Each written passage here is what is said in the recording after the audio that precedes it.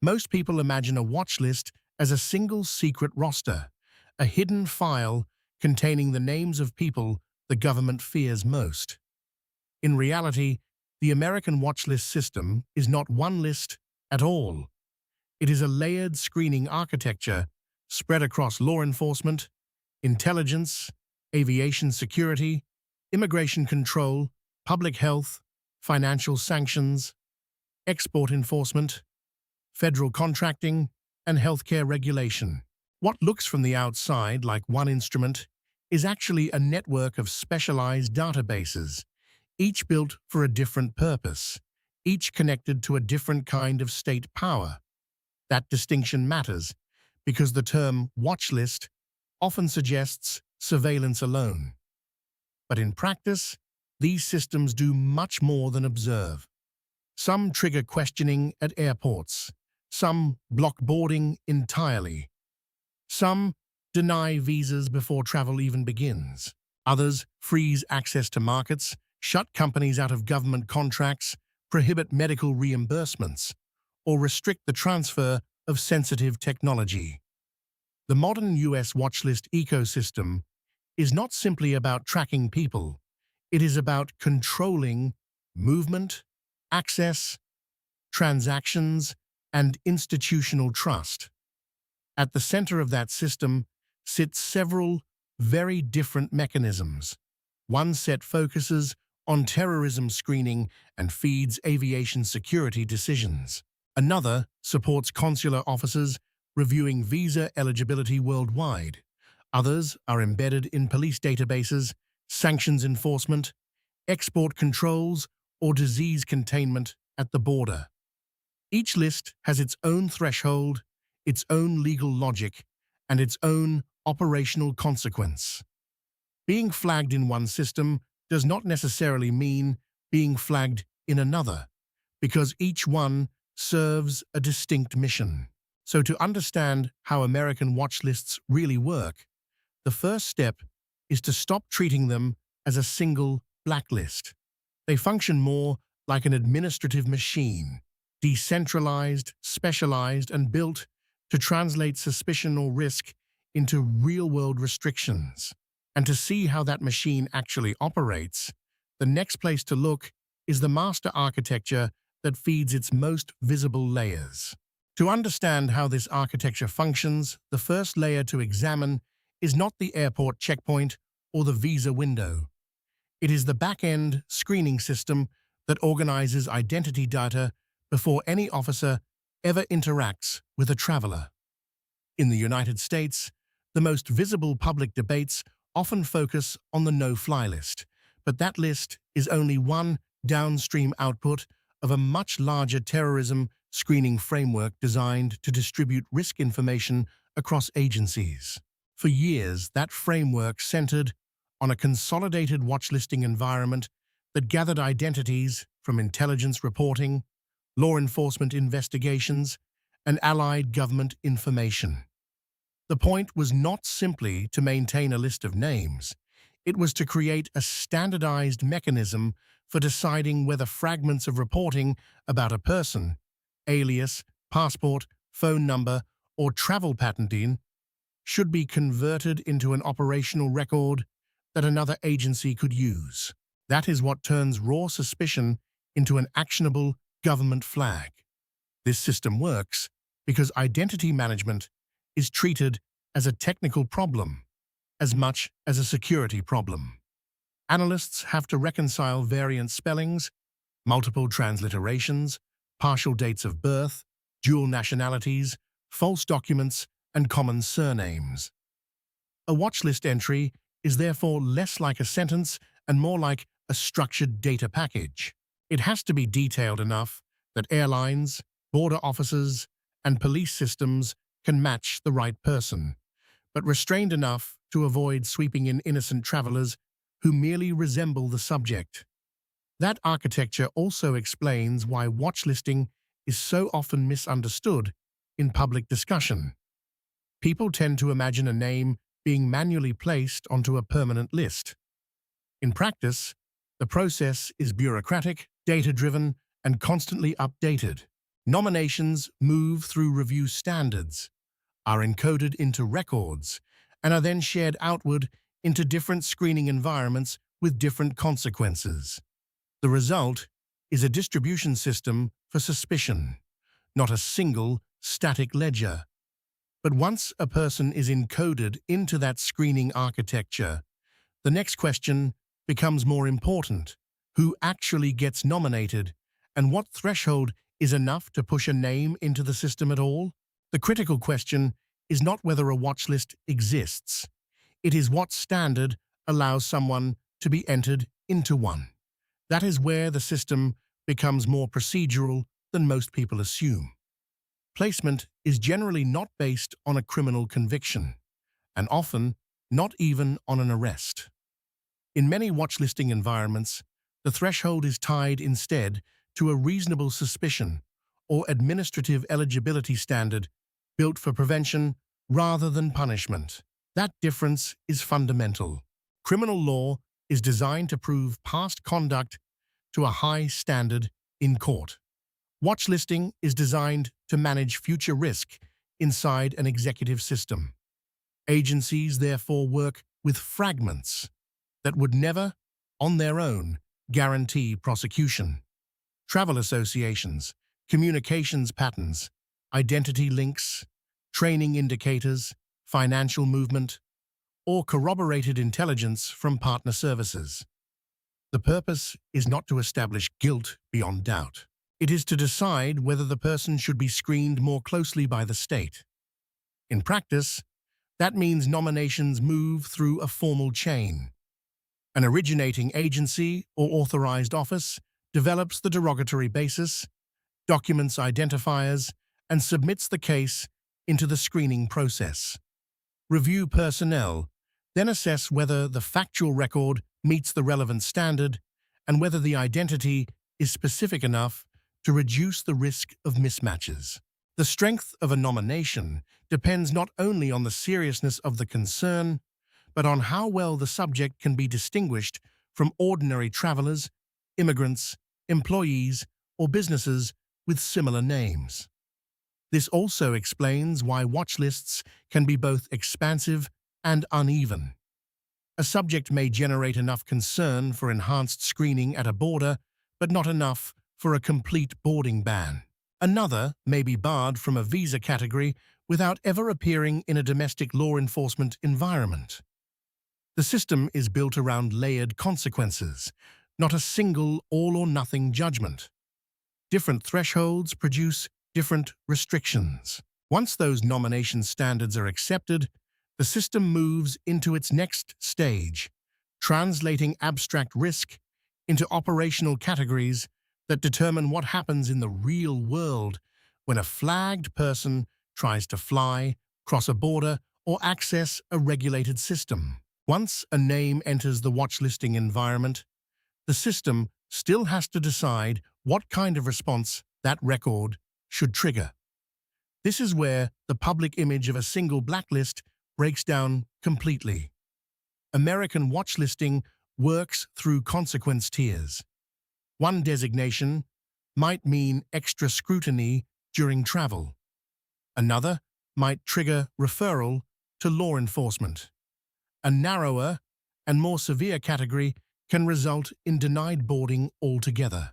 The real power of the system lies in those operational distinctions. In aviation, that logic became especially visible after the expansion of post-September 11th screening policy. Airlines do not independently determine whether a passenger presents a national security concern. They transmit passenger data into federal vetting systems, where identity records are checked against screening rules before boarding authority is returned. In other words, the checkpoint is only the visible edge of a decision process that often begins long before the traveler reaches the airport. That process relies on categorization. Some flagged travelers are not prohibited from flying, but are routed into enhanced screening protocols designed to generate more information and reduce uncertainty. Others may trigger immediate intervention because the government has judged the risk threshold to be materially higher. The difference between those outcomes is not cosmetic. It determines whether the system merely watches, actively questions, or blocks movement altogether. A practical example is the distinction between a person who receives repeated secondary screening and one who cannot obtain a boarding pass at all. From the outside, both may seem to be on a watch list. Internally, however, they occupy different operational buckets shaped by different evidentiary standards, policy rules, and response authorities. That layered design allows the state to calibrate restriction instead of applying the same blunt measure to every case. But aviation is only the most visible arena. Once risk categories are established, the same logic expands outward into the next major layer of the system, the border, where watchlisting intersects with immigration law, customs screening, and the government's power to decide who enters the country in the first place. The border is where watchlisting becomes most practical and least visible. Airports attract attention because travelers see the checkpoint, the gate agent, and the denial message. But the broader US border system works through a much larger screening framework that starts before departure, continues during transit, and culminates at the moment a government officer decides whether a person may enter, be delayed, or be turned back. At this stage, watch lists merge with immigration and customs authority. This matters because non-citizens do not enter the United States as a matter of automatic right. Their movement is filtered through visa records, passport data, passenger manifests, prior travel history, law enforcement indicators, and intelligence-derived screening information. By the time many travelers reach a port of entry, multiple automated systems have already compared their identities against security and admissibility records. The inspection booth is often the final checkpoint in a process that began overseas. A useful example is the relationship between consular screening and border inspection. A person may be flagged during a visa application because a name, alias, document number, or travel association matches a security concern. Even if a visa is issued, later information can still alter the risk picture before arrival. Customs and Border Protection officers then operate with access to a far richer decision environment than the traveler can see. The question is not only who the person is, but whether the government has reason to examine intent, associations, or prior conduct more closely. That makes the border a strategic choke point. It allows the United States to apply watchlisting consequences without needing a domestic criminal case or public proceeding. Delay, referral to secondary inspection, device review authorities in certain contexts, visa cancellation, and admission denial can all occur inside this administrative space. The border is therefore not just a line on a map. It is one of the most powerful enforcement zones in the watchlist ecosystem. But for the system to work at that scale, border officers cannot rely on raw suspicion alone. They need a different layer of infrastructure: the databases, interoperability rules, and identity matching technology that make watchlisting usable in real time. A watchlist only becomes powerful when it can travel faster than the person being screened. That is why databases are the real operating core of the system. The United States does not rely on a single officer remembering a suspicious identity or manually checking a static roster. It relies on interconnected data environments that move names, aliases, biometric markers, travel records, and case notes across agencies so that a flag created in one part of government can generate an action in another. This is where watchlisting becomes a problem of interoperability. A record has to function across very different operational settings: an airline reservation system, a consular interview, a passport control booth. a police encounter, or a sanctions compliance review. That requires standardized fields, identity confidence levels, and rules for what data can be shared, updated, or suppressed. Without that structure, even an accurate watch list entry would be too unreliable or too slow to support real-world decisions. Biographic data alone is often not enough. Common surnames, transliterated Arabic, Russian, Chinese, or South Asian names, clerical errors, and incomplete birth records can all produce false matches. That is why modern screening increasingly depends on layered identifiers such as date of birth, passport history, travel companions, known addresses, phone numbers, and in some environments, biometrics. The goal is not simply to find a similar name. It is to distinguish the correct person from everyone else who might resemble them on paper. Aviation screening offers a clear example of this technical challenge. Passenger data is transmitted before departure, matched against government rules, and returned with instructions that shape the airline's response. That system only works because databases can compare incoming records quickly and at scale.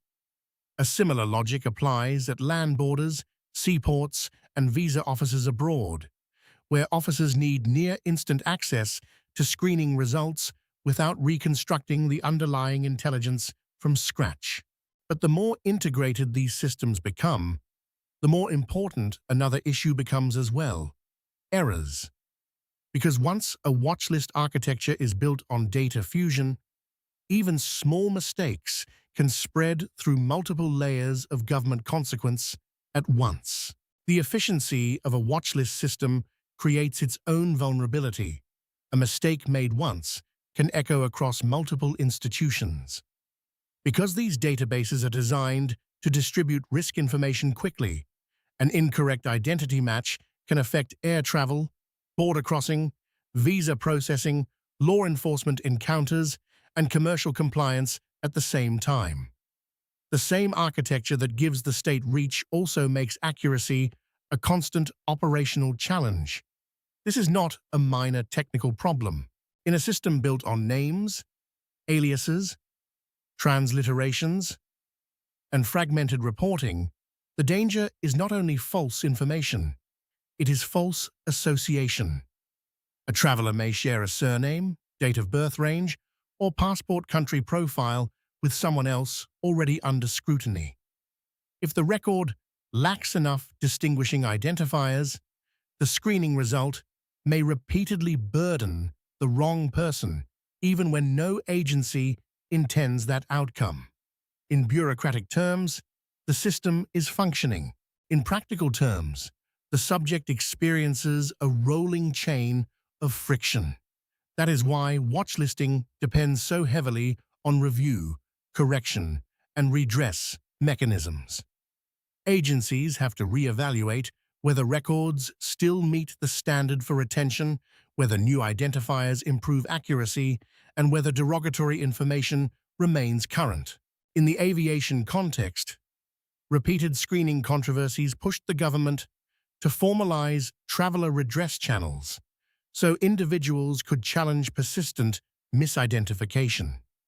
The point of those mechanisms is not to dismantle the watchlist system, but to preserve its usability by reducing noise. Historical experience showed why this mattered.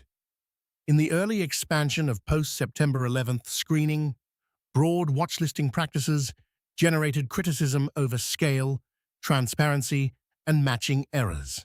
That forced the system to become more structured, more data-dependent, and more conscious of the difference between a legitimate subject and a mistaken hit. Over time, the watchlist architecture evolved not only by adding more data, but by trying to refine the quality of the match. Yet fixing errors is only one side of the equation. The other is governance. Who gets to decide what information enters the system, how long it stays there, and what legal or institutional checks exist over a machine built to act before a crime is ever proved? Governance is what separates a watch list from an improvised blacklist. Once a state builds the power to screen people preventively, the central issue becomes control. Who can nominate, who can review, who can disseminate, and who can challenge the result. In the United States, watch lists do not operate as free-floating instruments. They sit inside overlapping legal authorities, executive procedures, agency rules, and court-tested disputes that shape how far those systems can go. That framework is uneven by design because the underlying missions are different. A terrorism screening system operates under one logic. Immigration inadmissibility uses another. Financial sanctions, export restrictions, healthcare exclusions, and federal contracting debarments each follow their own statutory or regulatory pathways. The common thread is administrative power. These mechanisms do not always require the government to prove a criminal case in open court before imposing consequences. Instead, they often rely on internal standards, classified support, or agency determinations tailored to the function of the list. Oversight, therefore, comes from several directions rather than one master referee. Inspectors general, congressional committees, agency lawyers, privacy officers, federal courts, and internal review chains all play partial roles. Sometimes that oversight is robust. Sometimes it is indirect, arriving only after controversy exposes a flaw. Litigation over aviation screening and national security listings, for example, forced the government to explain more about procedures that had once operated with minimal public visibility. The result was not the end of watchlisting, but a gradual pressure to formalize standards and redress. This balance reveals the true character of the system. Watchlists are not extraordinary because they are lawless. They are powerful because they sit in the administrative space between intelligence, regulation, and enforcement, where the government can act early and often outside the tempo of a criminal trial. Their legitimacy depends less on secrecy alone than on whether institutions can justify the thresholds, duration, and consequences they impose. But governance becomes even more complicated when the target is not an individual traveler. Because beyond people, the United States also uses watchlist-style mechanisms against companies, banks, laboratories, shippers, and entire commercial networks. When most people hear the word watchlist, they think about people, passengers, suspects, or visa applicants. But some of the most consequential U.S. watchlist systems are aimed at institutions. In this layer, the target is not personal movement, but organizational access. The government uses list-based controls to identify companies, vessels, laboratories, charities, contractors, and financial actors that it considers too risky for unrestricted participation in sensitive markets or regulated sectors. This is where watchlisting merges with economic statecraft. Sanctions designations can isolate firms or individuals from the U.S. financial system. Export control lists can block the sale of advanced components, software, or technical knowledge to designated foreign entities.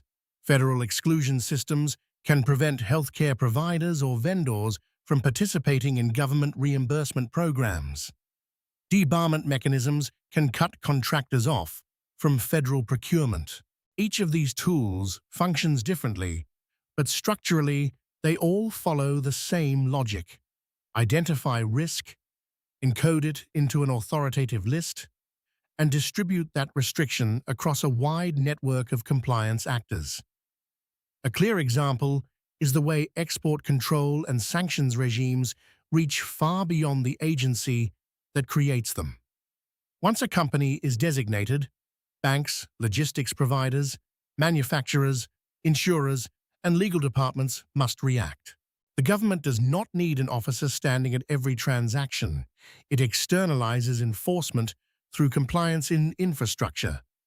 Private institutions become the front line, screening customers and counterparties against federal lists because the cost of missing a match can be severe. That makes institutional watchlisting especially powerful. A person denied boarding loses a trip. A company added to the wrong list can lose suppliers, financing, contracts, and global market access almost overnight. In strategic terms, these lists are not merely administrative records. They are tools for shaping international commerce, securing supply chains, and controlling the diffusion of capital, technology, and trust. But that scale introduces a new challenge. Once private industry becomes part of the screening system, the government needs something more than a list. It needs a compliance ecosystem capable of translating designations into routine, repeatable action across thousands of organizations. A watch list becomes durable only when compliance stops being exceptional and becomes routine. That is the next major layer of the American system, the conversion of government designations into daily operational behavior by airlines, banks, hospitals, exporters, universities, shipping firms, and federal contractors. In this stage, the state does not act alone. It builds the rules, publishes the restricted identities, and defines the penalties, but much of the actual screening is performed by institutions that have every incentive to avoid regulatory failure. This is what turns a list into an ecosystem. A bank screens customers and transactions against sanctions records. An airline checks passenger data against federal boarding instructions. A manufacturer reviews counterparties before shipping controlled components. A hospital or insurer verifies whether a provider is excluded from federal programs. A defense contractor checks whether a supplier is barred from procurement. These are not isolated acts.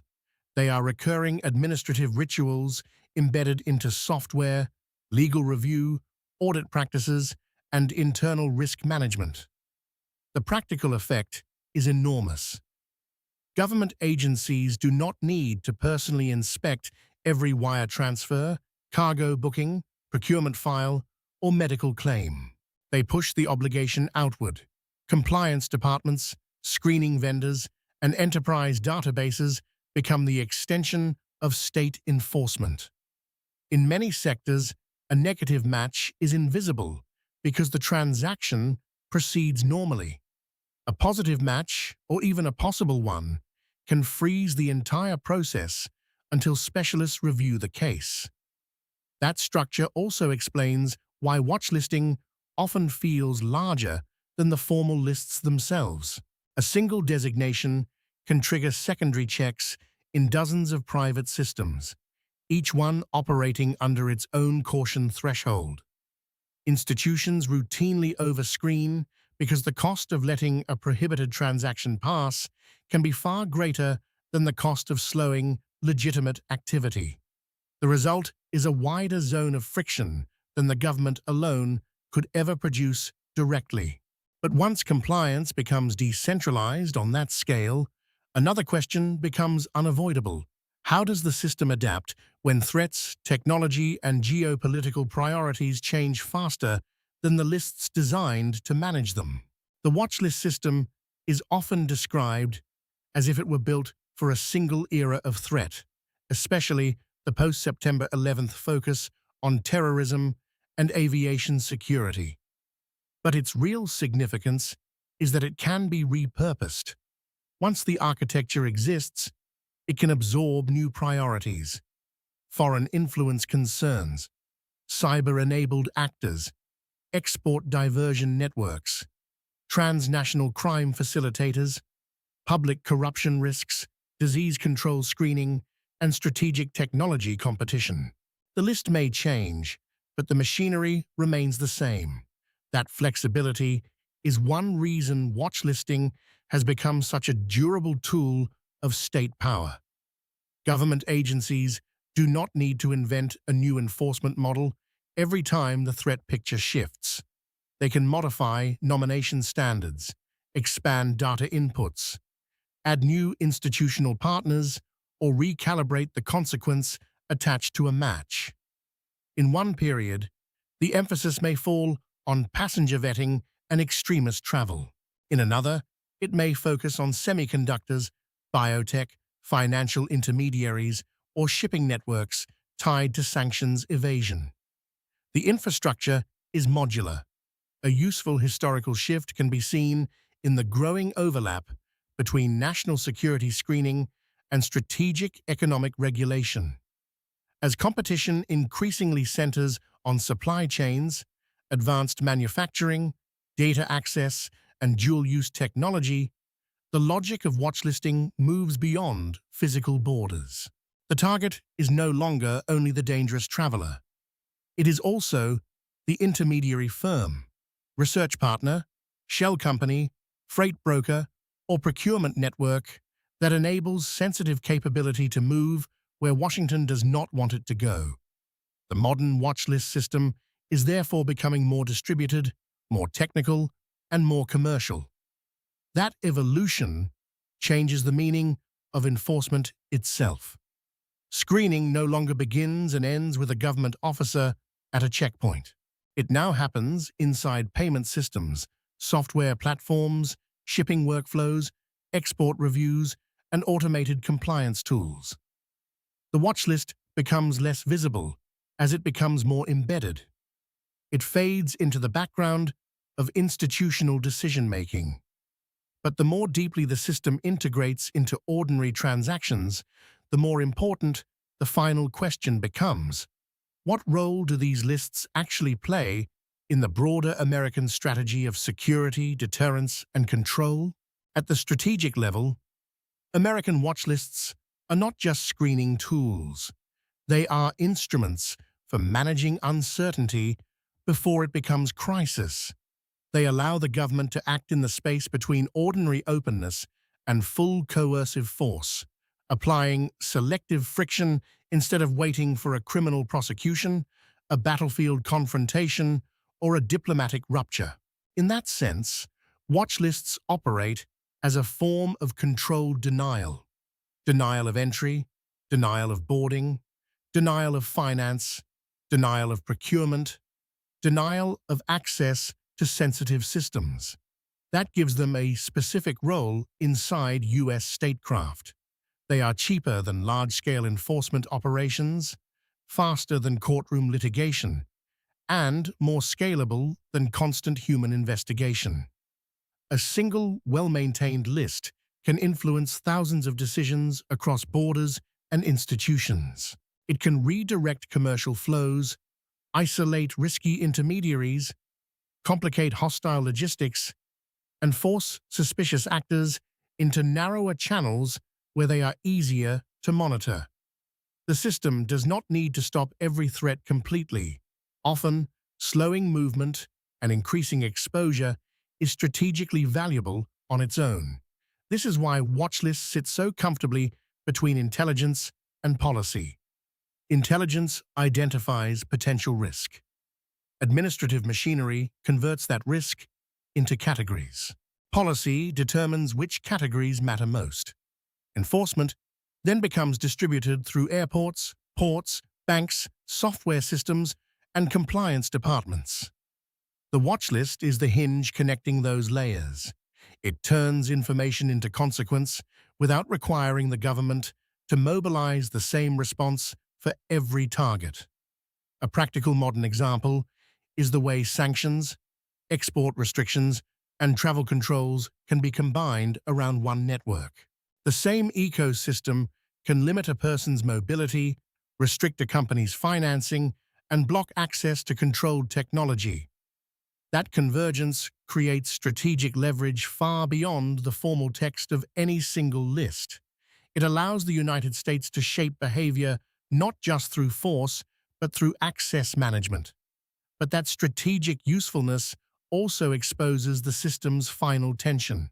The more important watch lists become to national security and economic policy, the harder it becomes to balance speed, secrecy, precision, and legitimacy at the same time. And that tension points directly to the larger reality behind the entire system. The larger reality is that the US watchlist system is not a single program, but a governing method. It is a way for the state to sort uncertainty, assign consequence, and extend its reach across public and private institutions without relying on the same blunt response every time. That is why the system persists, even as its targets change. It is not tied to one agency, one law, or one crisis. It is an operating model for selective restriction. Seen this way, watch lists are less about dramatic interdiction than about quiet control. A traveler is diverted. A shipment is paused. A payment is rejected. A visa case is delayed. A contractor is excluded. A hospital claim is denied. A technology transfer is blocked. Each action may look narrow in isolation, but together they reveal a broader pattern. The government uses list-based decisions to shape who can move, who can transact, who can participate, and under what level of trust. That method has expanded because it fits the modern security environment. Many contemporary threats do not arrive as conventional invasions or openly declared attacks. They move through financial channels, logistical intermediaries, shell companies, digital infrastructure, research partnerships, and international travel routes. A system built around targeted screening is well suited to that reality because it allows authorities to impose friction precisely where networks depend on speed, connectivity, and access. Yet the strength of the model is also its strategic risk.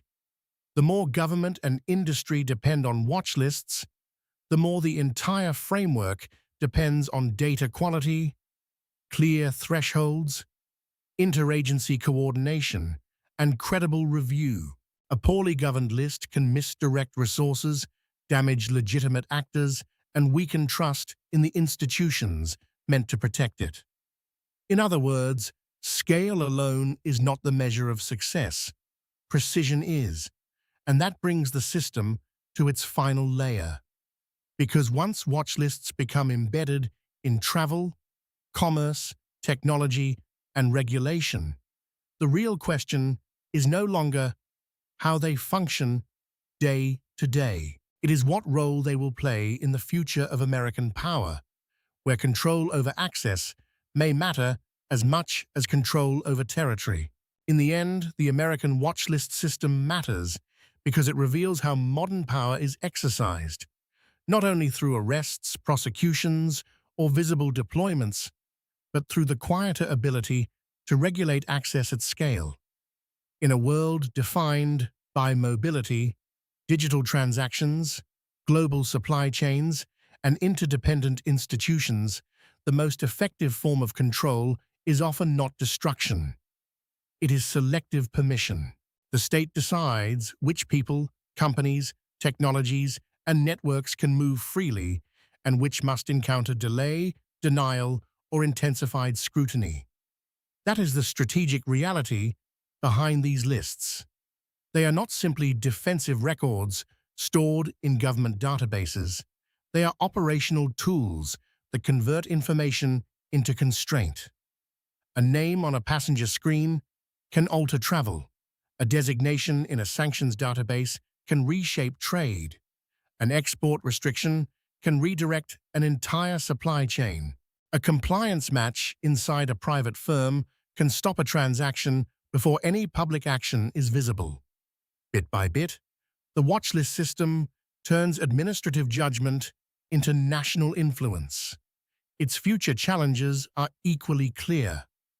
The volume of global data will continue to expand. Identity fraud will become more sophisticated. Artificial intelligence will improve pattern detection, but may also amplify error if used carelessly. Strategic competition will push screening deeper into technology, research, logistics, and finance. At the same time, courts, legislatures, companies, and the public will continue pressing for more transparency, narrower standards, and stronger redress when the wrong person or institution is caught in the system. So the real story is not that the United States built one secret list. It is that it built an adaptable architecture for governing risk across borders and sectors. That architecture is now part of the country's everyday security and economic machinery. Its effectiveness will depend not on how expansive it becomes, but on whether it can remain precise, lawful, and credible while operating at the speed of the modern world.